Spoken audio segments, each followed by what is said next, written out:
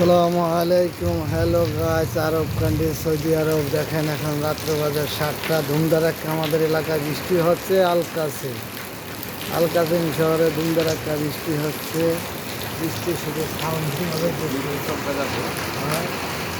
তাই দেখাইতেছি।